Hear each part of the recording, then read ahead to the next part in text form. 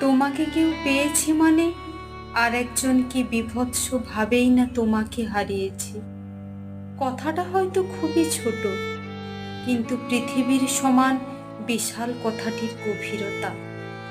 কেউ একজন দিনের পর দিন, মাসের পর মাস, বছরের পর বছর কাউকে নিজের করে পাওয়ার স্বপ্ন দেখে যাচ্ছে, অপেক্ষা করে যাচ্ছে। অথচ অন্য কেউ কোনো অপেক্ষা ছাড়া, সাধনা ছাড়াই তাকে নিজের করে পেয়ে গেল।